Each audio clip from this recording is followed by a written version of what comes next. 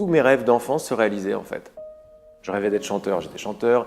Je rêvais très grand, c'est devenu très grand. J'avais tout qui allait.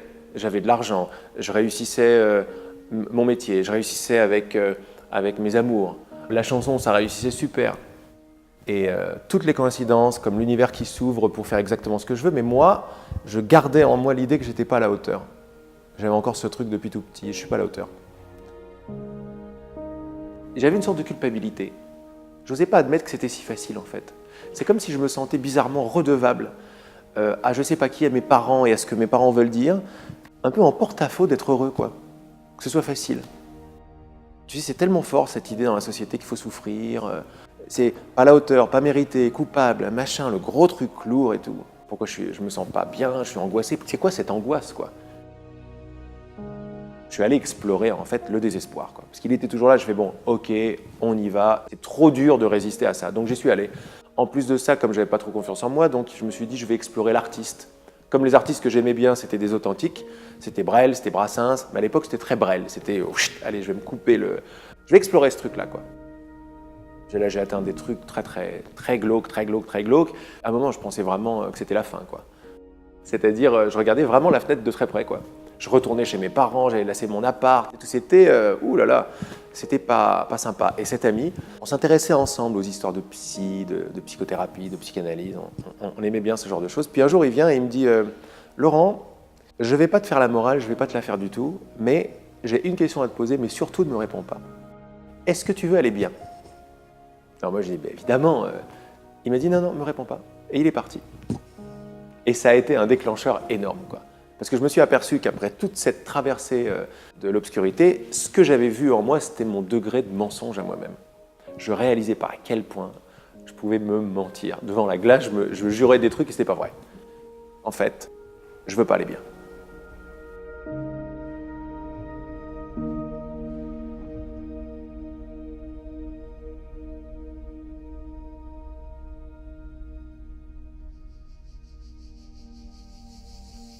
La première réponse, c'est la souffrance que j'avais dans ma vie, liée à me comparer tout le temps. C'est-à-dire que j'étais tout le temps en train de regarder ce que les autres ont que je n'ai pas.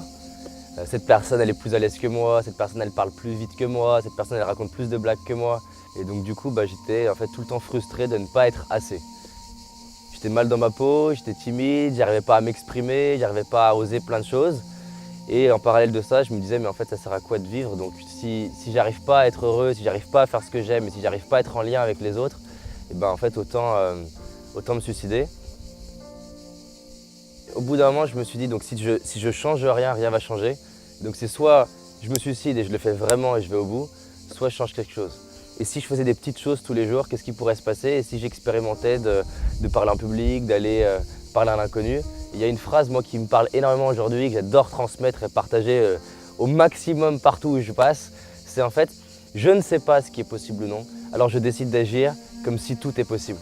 Quand il y a une personne qui me dit, mais je ne sais pas si je vais réussir ce truc-là, je ne sais pas si je peux le faire, je ne sais pas si je suis en capacité de le faire, j'adore lui poser la question, est-ce que tu es à 100% certain que tu ne peux pas y arriver?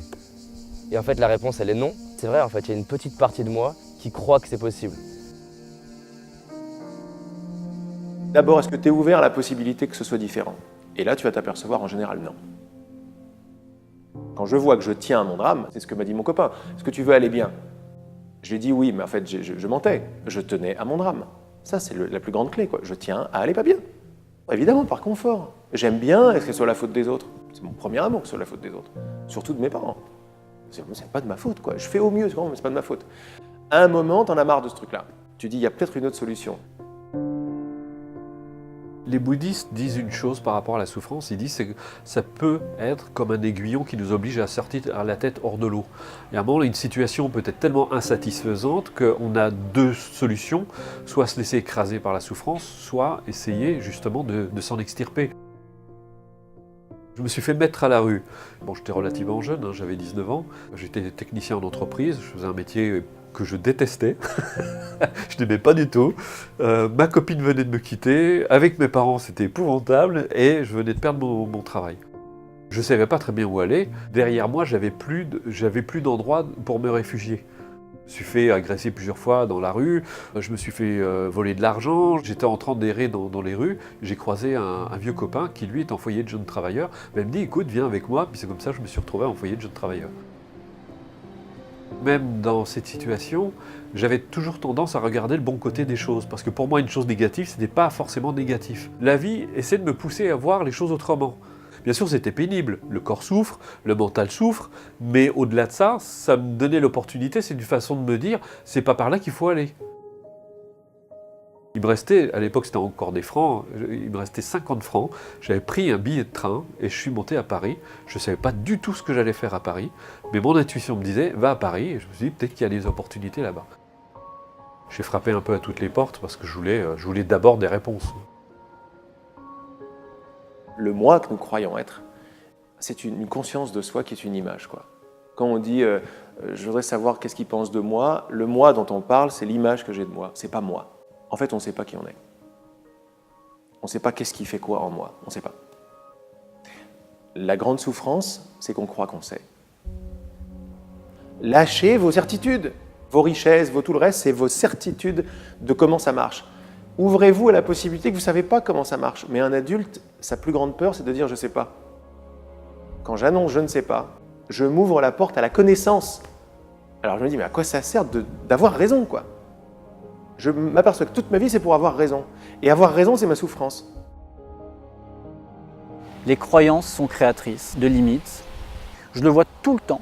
Et je suis attentif aux croyances. C'est-à-dire que les gens parlent, ils vont vous dire des réalités. La vie, c'est comme ça, de toute façon. Mais de toute façon, la société, c'est la cata.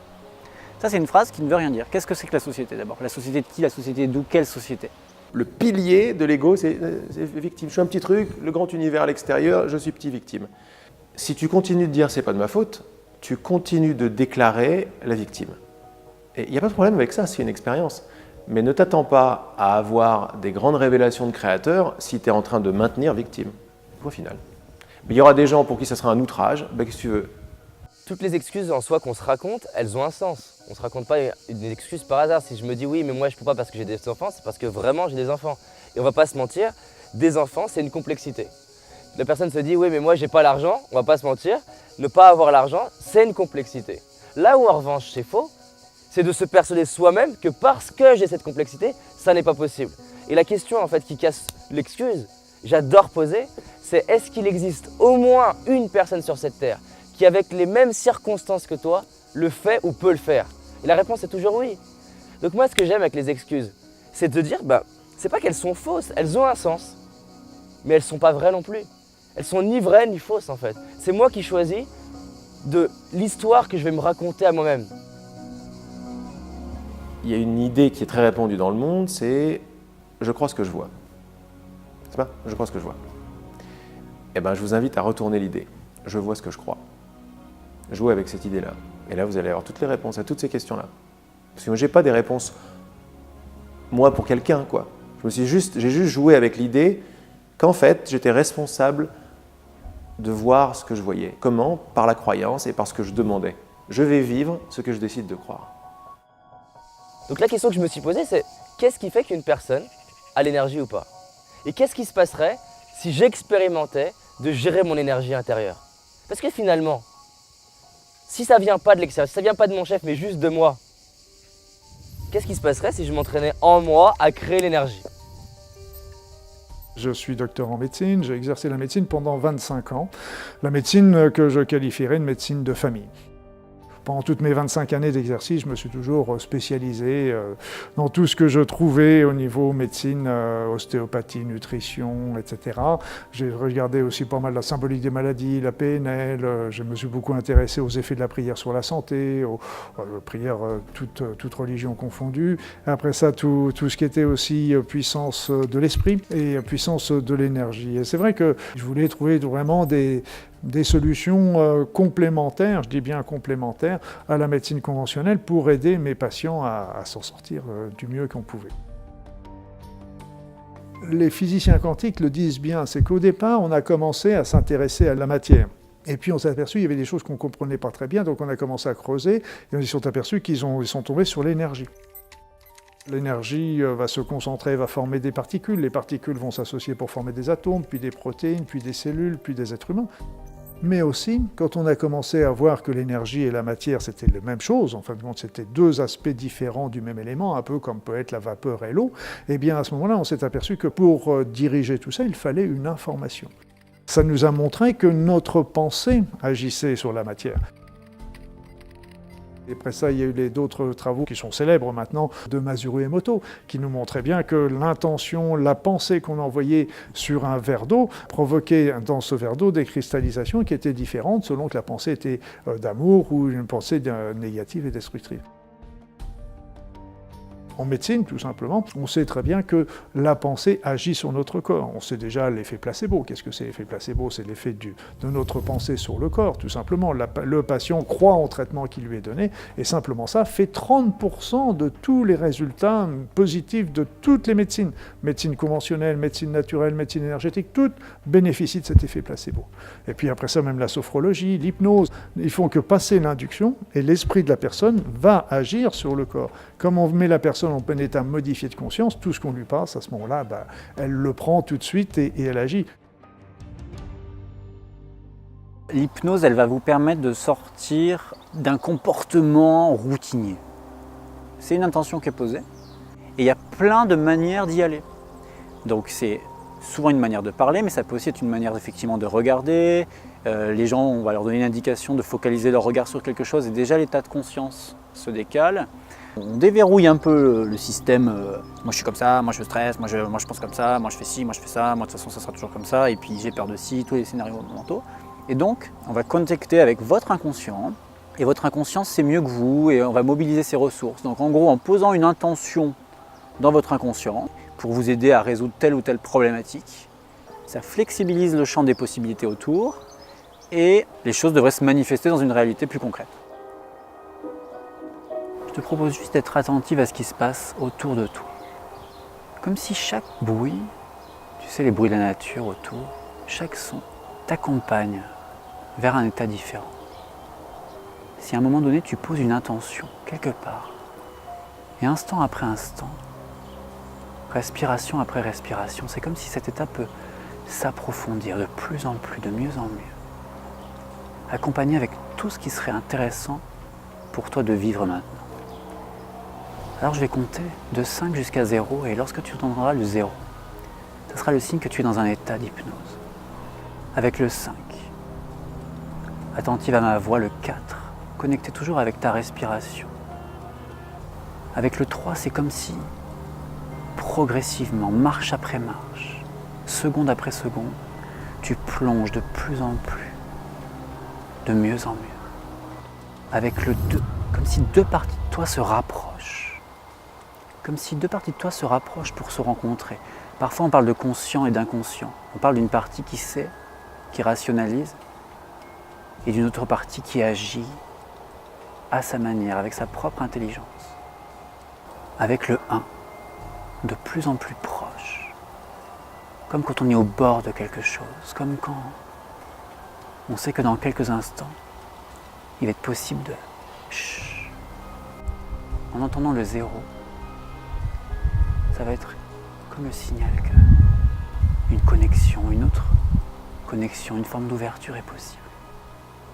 Avec toute sa capacité à régénérer, à réparer, à restructurer, à reconstruire. Si on est dans l'hypnose médicale, il l'utilise beaucoup pour la gestion de la douleur. Alors, gestion des douleurs chroniques. Donc là, il y a beaucoup de praticiens de santé, des infirmiers, des médecins, qui se forment à l'hypnose pour gérer les douleurs, les souffrances chroniques.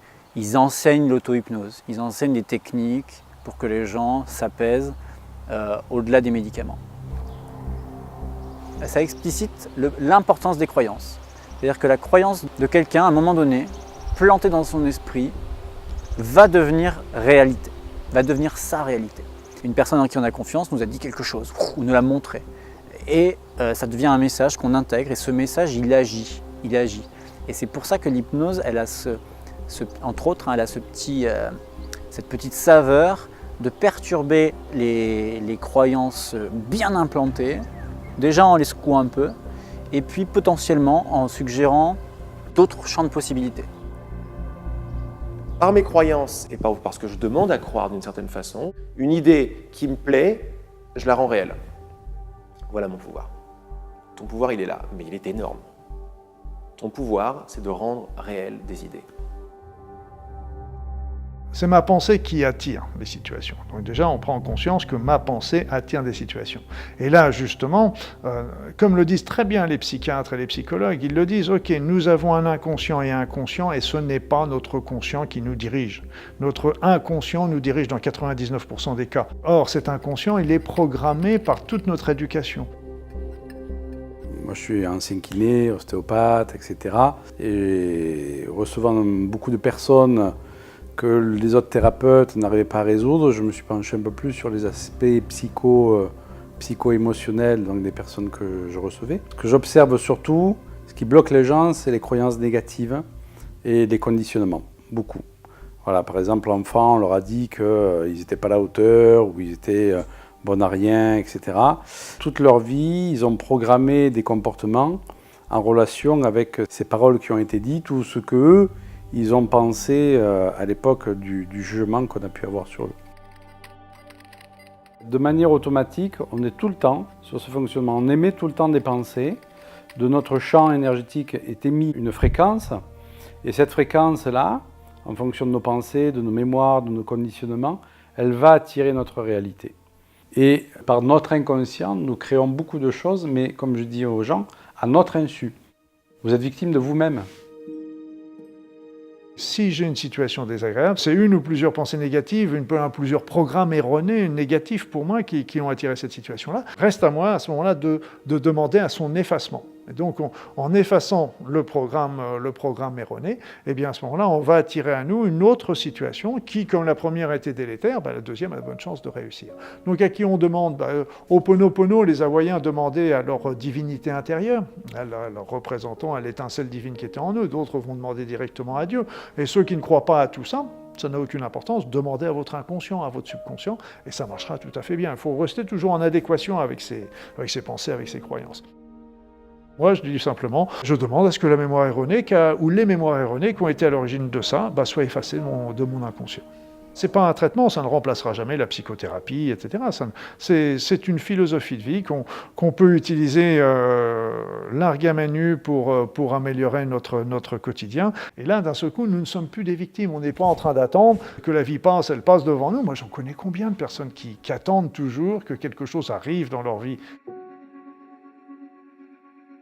Je peux comprendre, parce que moi j'ai eu ce genre de réaction, pour des personnes qui sont dans de grandes souffrances, se dire c'est intolérable ce que vous dites pour moi, parce que c'est vous vous rendez compte dans quelle situation je suis, mais responsable, ça veut dire que je peux faire quelque chose pour que la situation change.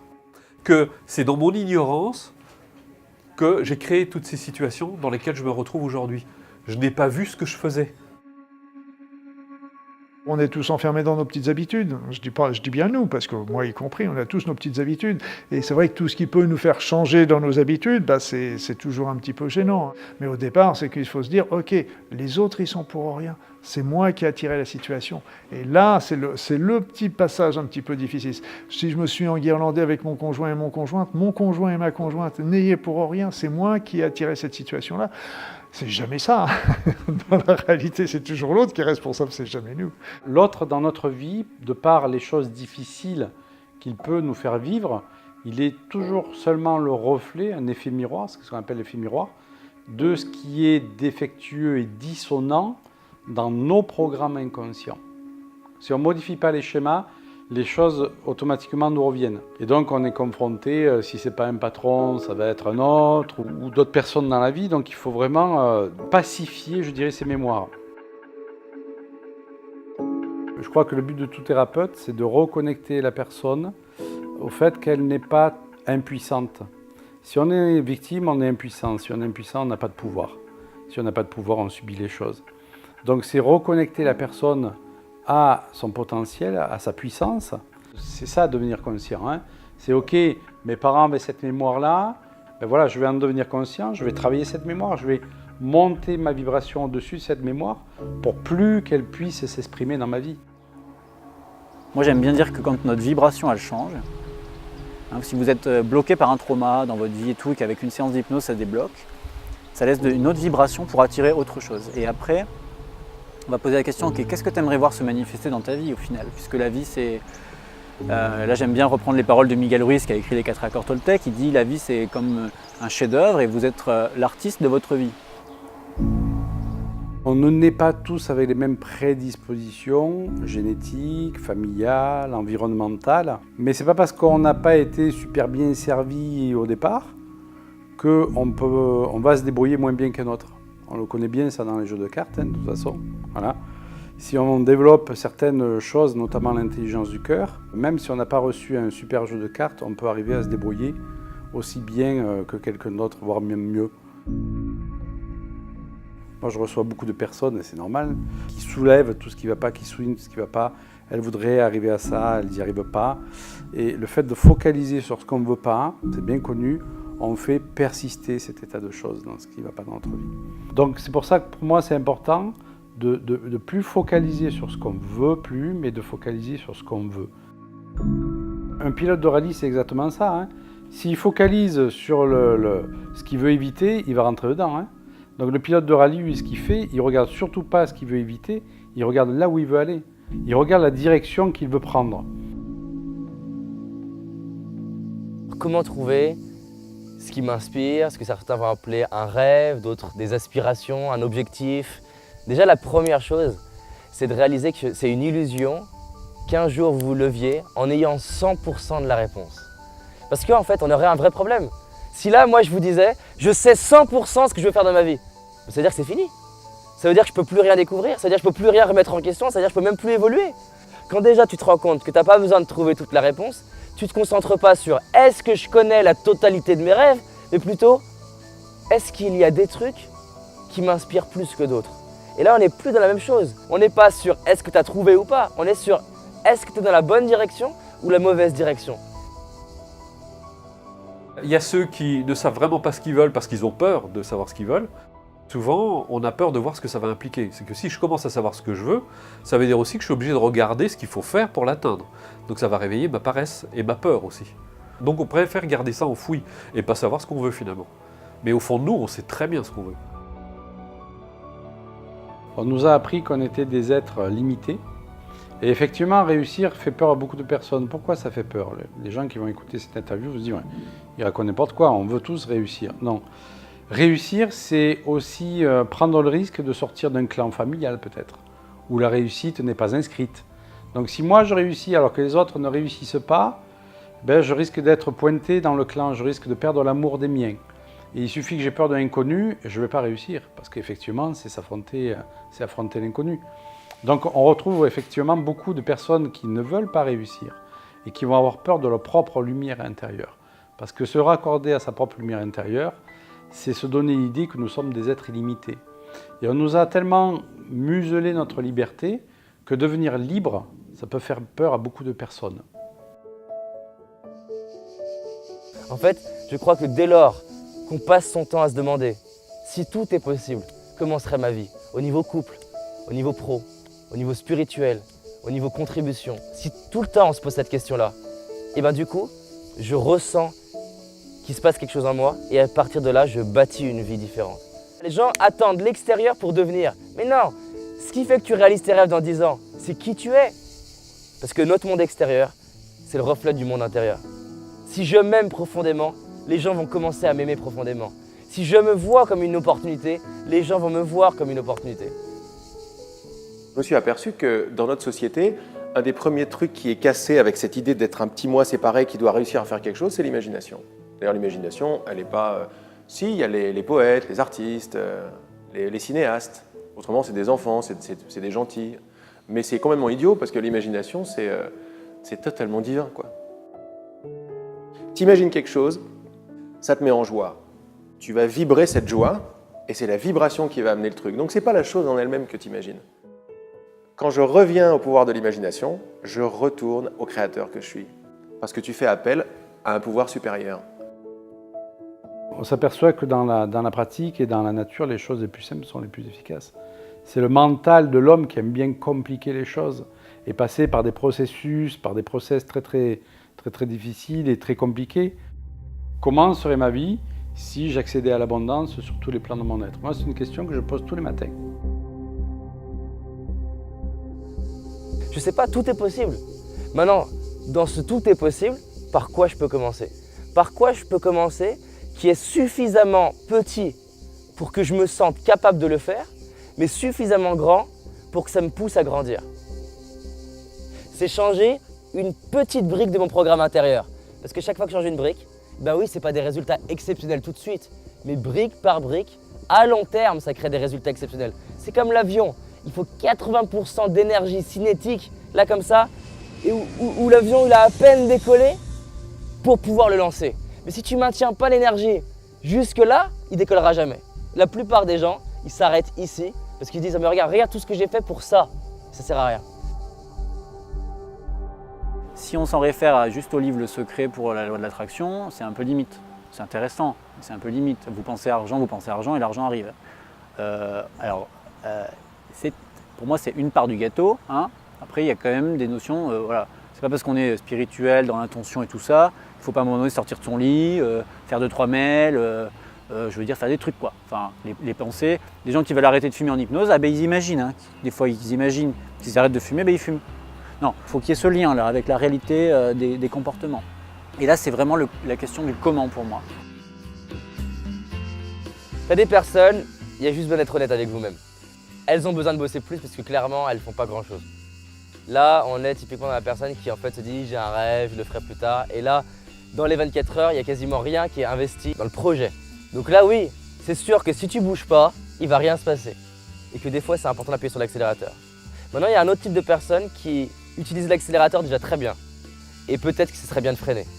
Faire plus, c'est savoir aussi à quoi vous dites non à partir de maintenant. C'est pas un non à vie, c'est un non pour laisser de l'espace pour faire une nouvelle expérience.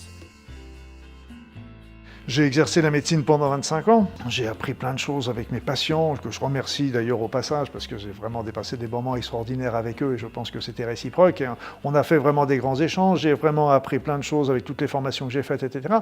J'aurais pu continuer jusqu'à ma retraite.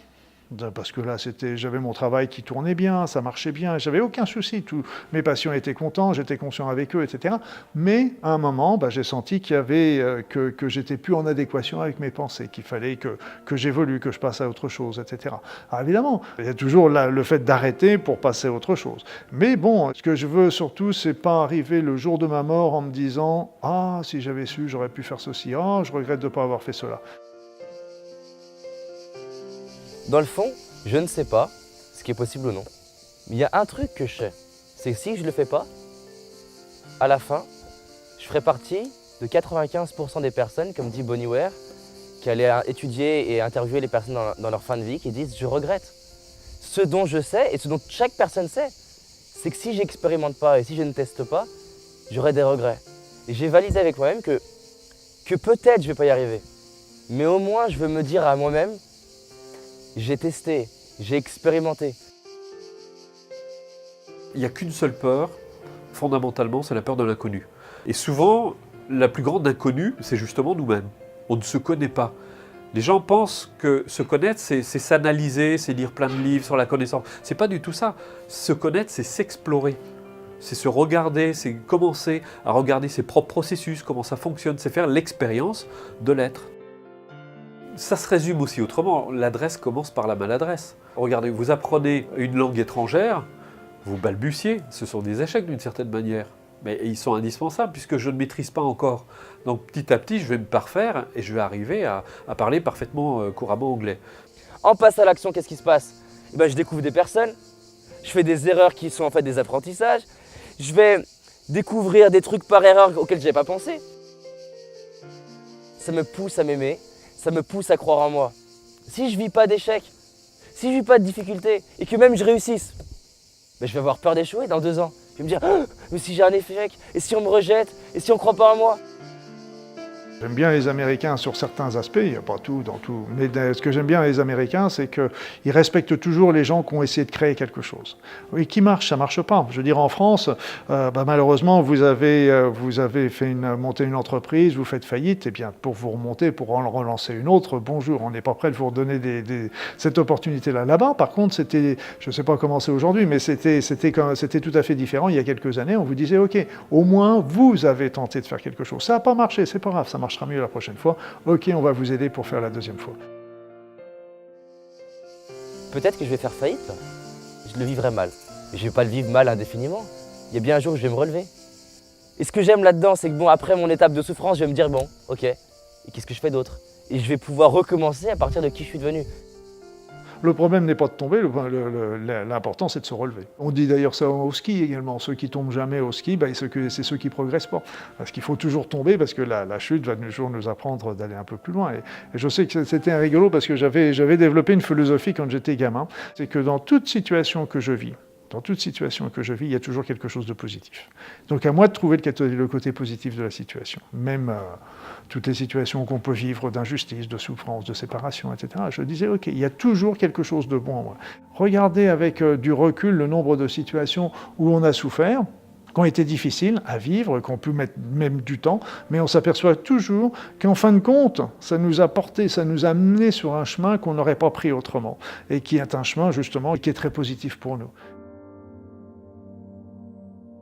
Comment est-ce que vous vous sentiriez avec l'idée, la certitude que tout ce qui se passe est parfait?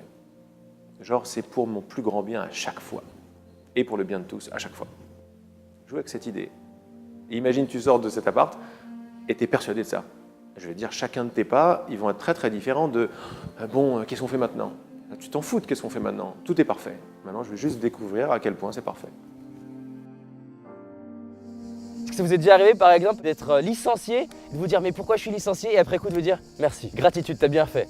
Moi j'accompagne des gens, et à longueur de journée j'ai ça. Heureusement que j'ai été licencié, heureusement qu'on s'est séparé de moi, heureusement qu'on m'a dit non. Et donc en fait on va réaliser que quoi que je vive, je peux en faire quelque chose. Et peut-être que si je vis ça, c'est que j'ai à grandir en fait. Je crois que plus on va dans la lumière, si on en veut vraiment, plus on va voir qu'il y a des obstacles à vraiment s'abandonner à ça. Et les obstacles, c'est les autres côtés, les côtés un peu plus sombres, un peu plus lourds. Et donc, il faut les voir. On ne peut pas faire fi de nos angoisses, nos peurs et tout. Au contraire, elles vont remonter, quoi. Quand on a des souffrances en nous, l'univers va essayer de nous les montrer. L'univers, peu importe comment on l'appelle, de notre inconscient, chacun mettra le nom qu'il veut, ça n'a aucune importance. Et moi, j'avais un monsieur que j'affectionne particulièrement, que j'admire particulièrement, c'est le docteur Bach, Édouard Bach, celui qui a fait les petites fleurs de Bach, parce qu'il disait, quand nous tombons malades, ça veut dire que nos actions dans la vie physique ne sont pas en adéquation avec nos aspirations profondes. Et ça, j'ai trouvé que c'était très bien parce que nous sommes tous en train de vivre pour des tas de choses qui n'en valent pas la peine, en fait. Et on oublie notre être profond, on oublie tout simplement qui nous sommes, nos aspirations, nos véritables buts. Et si on sort de cette route, on n'est pas heureux au fond de nous-mêmes.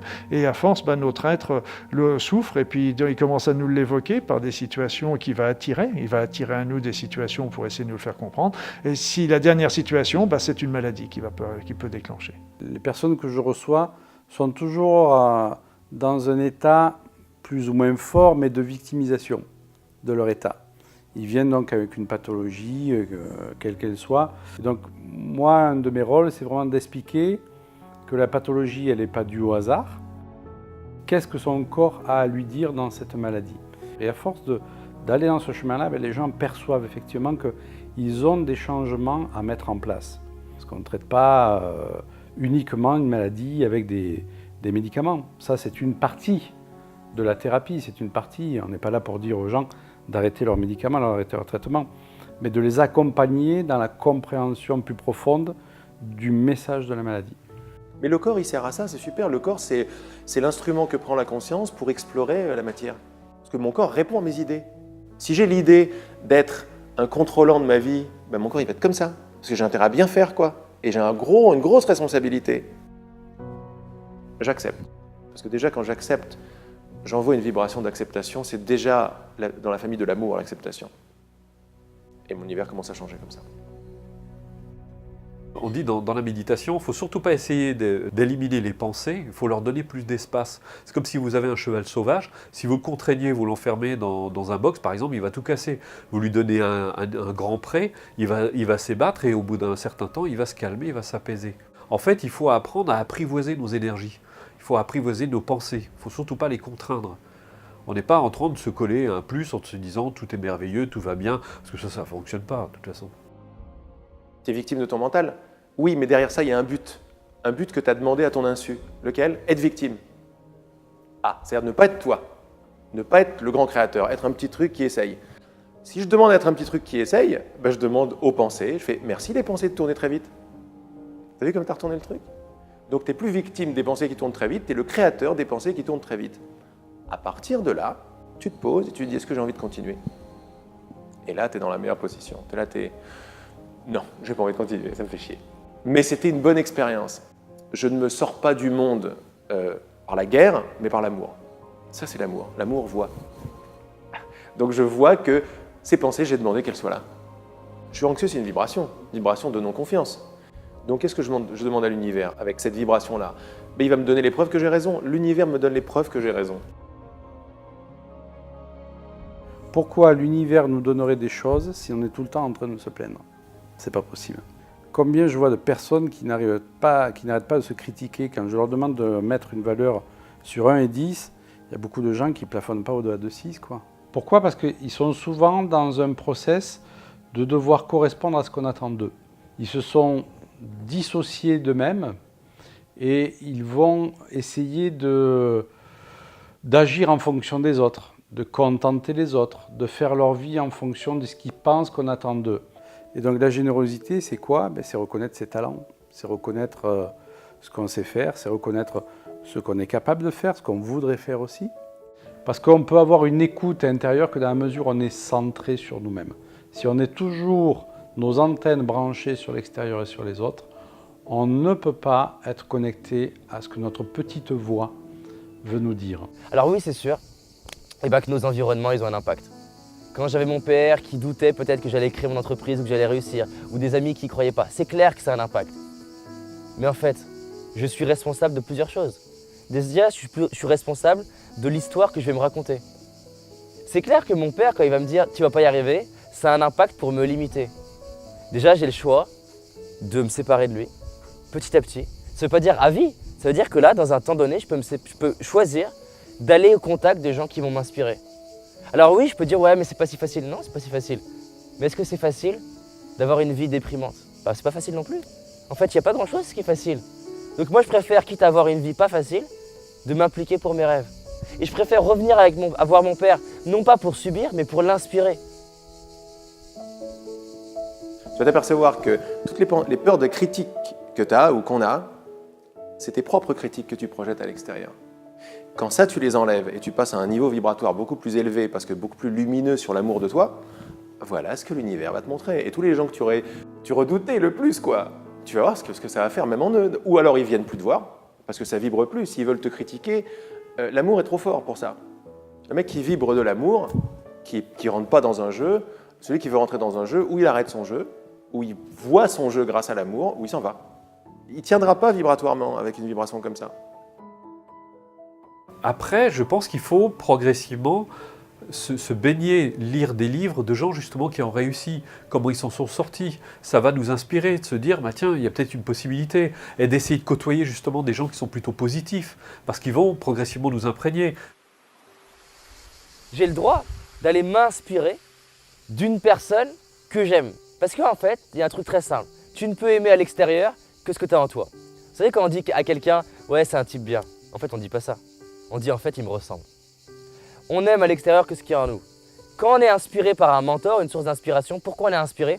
Pas parce qu'on l'aime, parce que ce qu'il est nous renvoie qui on est. Un mentor, c'est quoi? C'est quelqu'un qui, par sa vie, par ses mots, par ses actes, représente qui moi j'ai envie d'être dans ma vie. Maintenant, je ne suis pas lui. Ce que je rends réel à mon sujet, je le rends réel pour tout le monde. Parce que si je me considère comme une petite personne séparée en manque, je ne peux pas voir les gens comme autre chose que des petites personnes séparées en manque, qui réussissent plus ou moins. Et après, on rentre dans des trucs compliqués, parce que si quelqu'un réussit, je vais lui en vouloir. Parce que c'est pas naturel que quelqu'un réussisse, c'est pas moi. Pourquoi? Pas parce que je suis jaloux. Parce que beaucoup plus en profondeur, je suis un avec cette personne. On est un, on est la réussite. Et donc, pourquoi lui réussit, pas moi? Il y a quelque chose qui ne va pas là-dedans. On a effectivement la notion de si on accède à quelque chose de bien, c'est qu'on le prend à quelqu'un d'autre ou qu'il ne va pas y en avoir assez. Non, et c'est pas ça du tout. En fait, la vie, l'univers peut créer en abondance et il peut y avoir pour tout le monde. La question la plus importante après tout ça, c'est qu'est-ce que je veux vraiment? Je fais la loi d'attraction et j'ai compris comment ça marchait pour m'attirer un bon compte en banque et voilà. Et une super petite copine. En fait, pourquoi ça ne marche pas? Qu'est-ce que je veux dans une relation? Le sentiment, c'est quoi? C'est je me sens bien. Je me sens bien, c'est ce que ça veut dire. Je me sens complet, j'ai un sentiment de complétude. C'est pour ce sentiment-là que je veux le couple. Ah là, déjà, on est dans une autre position. En fait, c'est pas le couple que je veux, c'est ce sentiment que je veux. Mais là, déjà, c'est une autre histoire, quand j'ai compris que ça venait de là. Pourquoi est-ce que je veux une belle voiture? Parce que c'est classe, parce que ça veut dire que j'ai réussi. Nanana. Ok, il n'y a pas de problème avec réussir. Mais qu'est-ce que ça veut dire, point de vue sentiment? Ça va te faire sentir quoi? Un contentement, une fierté. Ok, mais une fierté, ça veut dire quoi? Ça veut dire une complétude. Ça veut dire je m'aime. Et donc c'est pour ça que je veux une belle voiture. Pour ça que je veux des chocolats. Pour remplir un vide. Quand je m'aperçois que c'est ça et quand je fais fi d'honnêteté, je sais pourquoi je fais les choses. Je suis honnête avec moi-même. Et j'arrête de demander au monde de remplir un vide.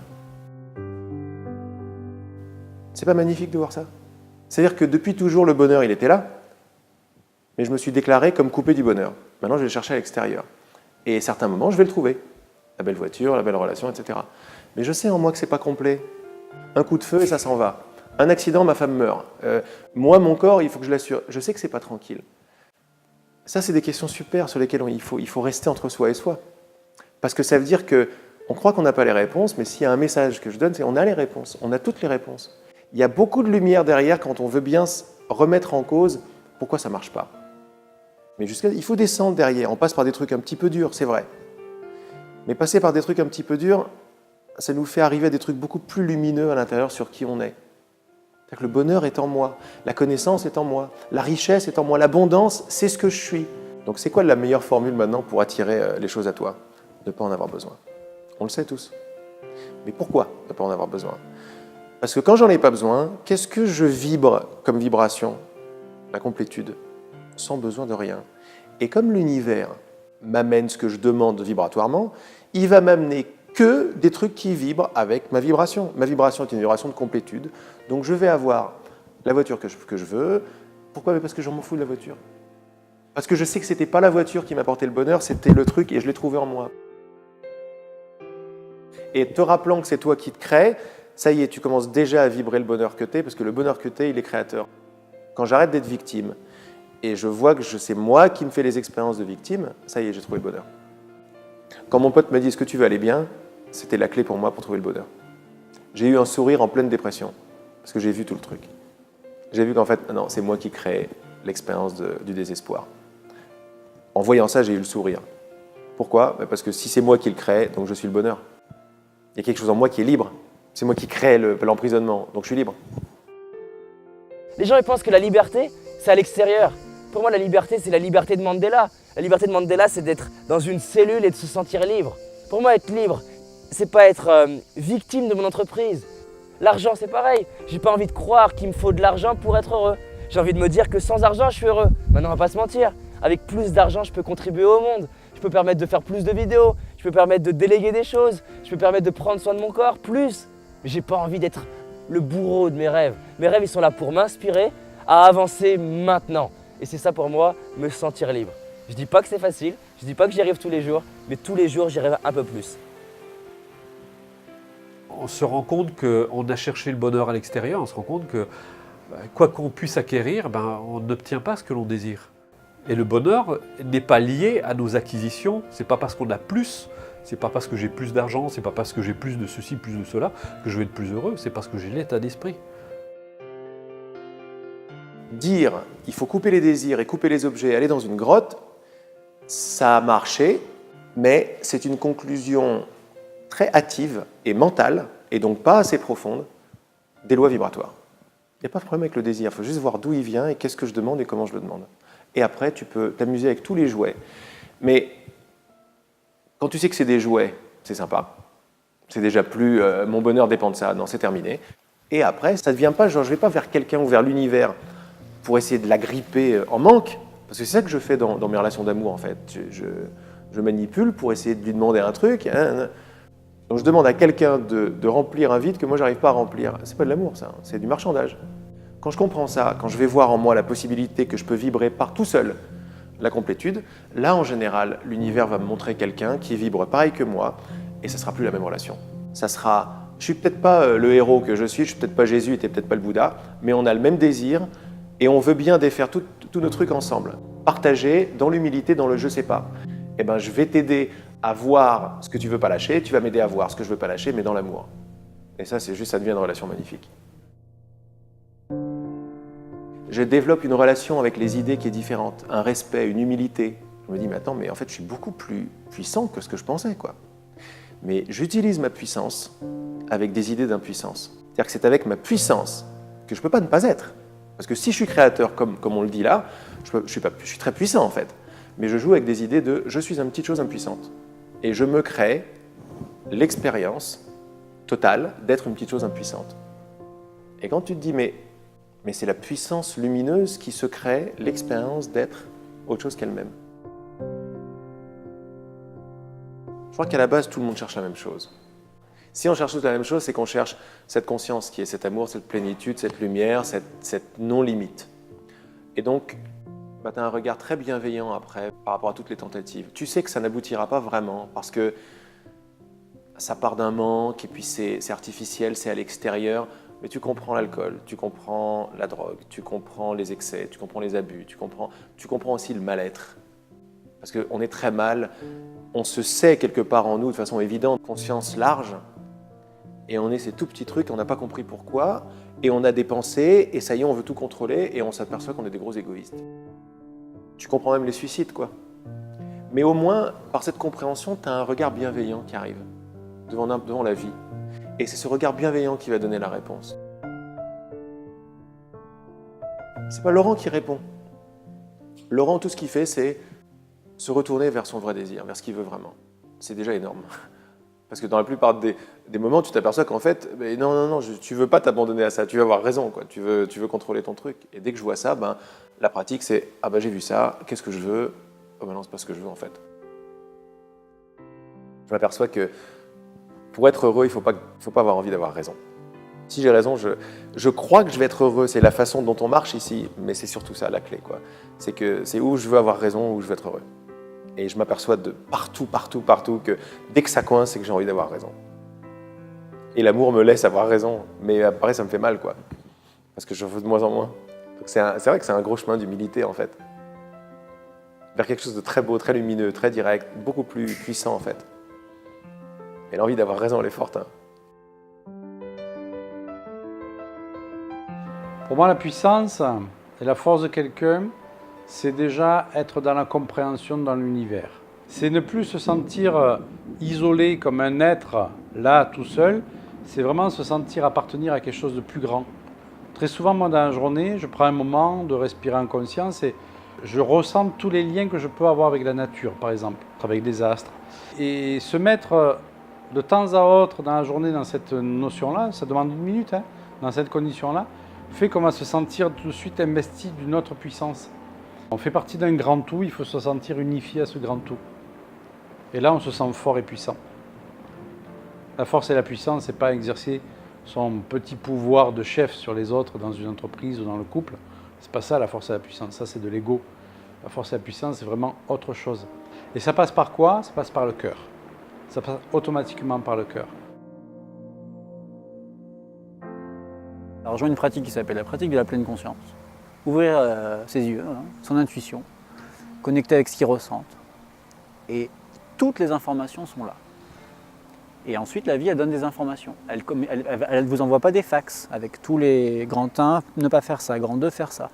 Ça t'envoie des signes. C'est les synchronicités, c'est la synchrodestinée. Je pense qu'il faut laisser de l'espace à ça. C'est-à-dire que si les gens s'ils sont verrouillés physiquement déjà, Et mentalement, dans leur conditionnement et dans leur blocage, il n'y a aucun espace pour rien.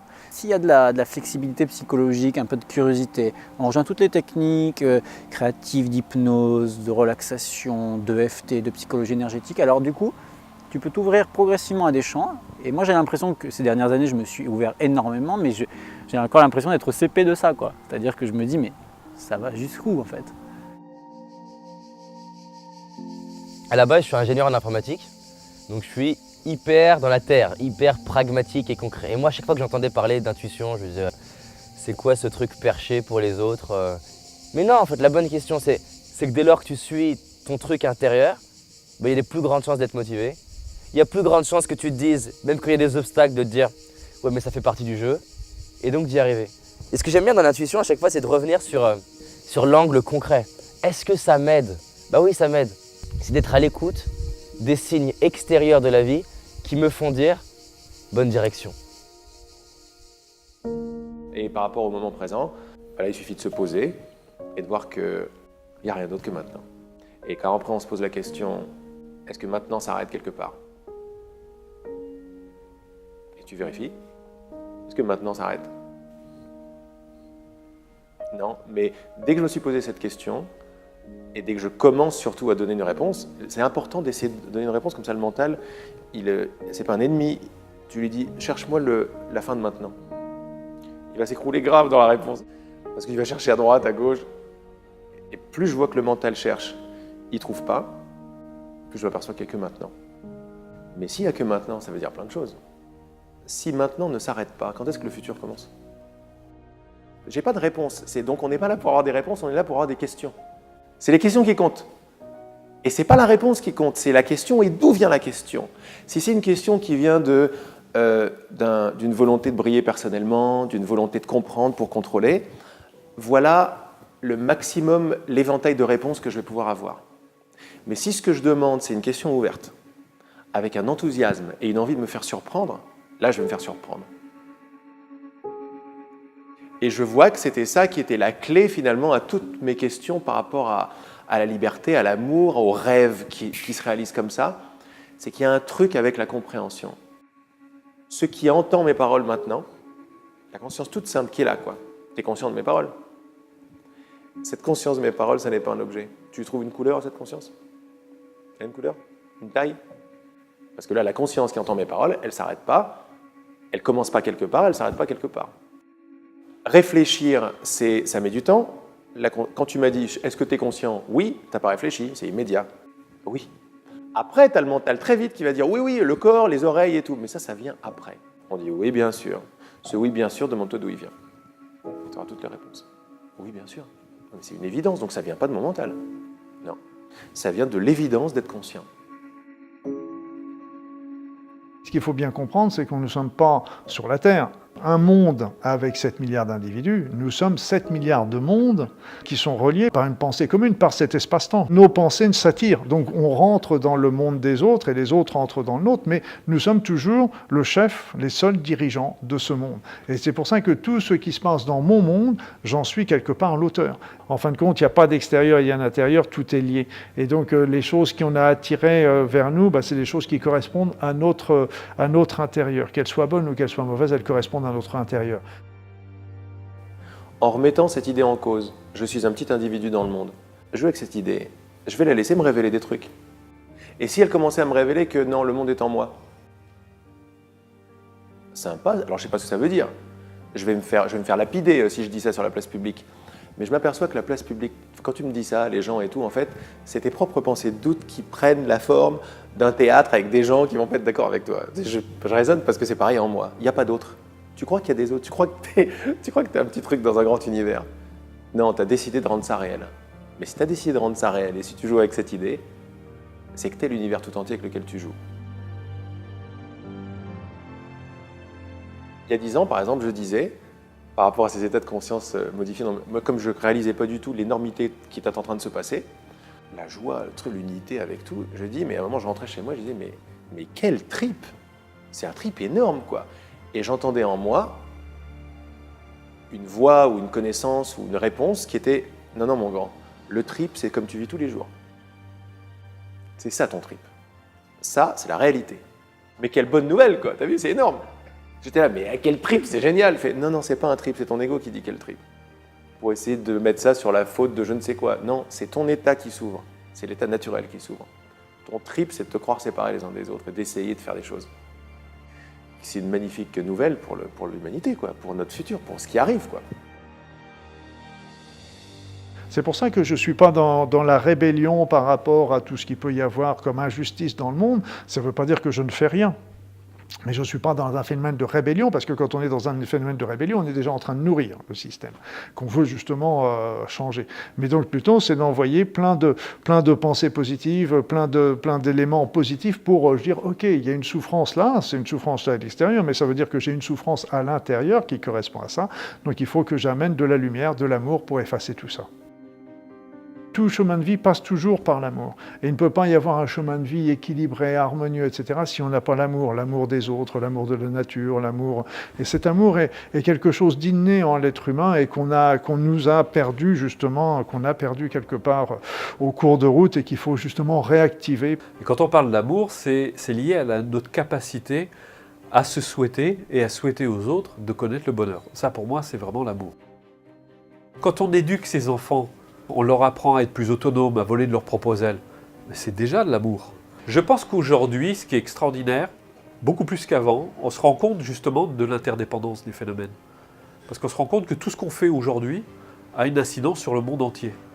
C'est-à-dire qu'on a tous participé au déséquilibre de la planète, à la pollution, on a qu'un respect pour la nature, mais on a ces images qu'on n'avait pas avant. Avant, elles étaient cachées. Aujourd'hui, on les voit. Si on ne les voit pas à la télé, on les voit sur Internet. On voit des choses assez abominables. Et il y a des gens qui sont vraiment sensibles à ça, qui se disent « il faut arrêter, je ne peux pas être heureux en voyant ça ».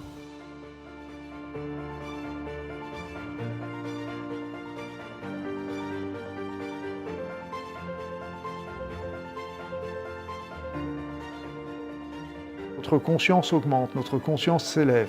Et là, aujourd'hui, le niveau de conscience n'a jamais été aussi important dans l'humanité et on est capable de faire aujourd'hui, avec notre pensée, avec notre amour, des choses qu'on n'aurait pas pu, qu'on aurait cru impossible il y a encore, ne serait-ce que quelques années. Je dis bien 5 ans, 10 ans, 20 ans, c'était pas possible. Aujourd'hui, la puissance de notre esprit n'a jamais été aussi forte et ne continue de croître. Et c'est aussi ce qui dérange un petit peu l'équilibre du monde actuellement. Le temps s'accélère, hein. Je suivais les enseignements d'un maître indien qui disait « Les initiations que je vous donne à l'heure actuelle, qui nous donnait au bout de plusieurs semaines, hein, il nous disait mais il aurait fallu passer 10 ans auprès d'un maître pour les avoir dans le temps passé. » Et donc je dirais que cette loi d'action-réaction est beaucoup plus rapide qu'avant. Donc quand on va poser quelque chose de positif, le résultat, il peut arriver très rapidement. On le voit surtout quand on a une action dissonante. Ben, je dirais le coup de bâton, le retour de bâton est très rapide. Tout passage transitionnel, donc toute transition, est toujours difficile à vivre. Et donc c'est toujours très chaotique. Ce qu'il faut, c'est voilà, apprendre à surfer sur la vague et non plus à ramer à contre-courant, quoi.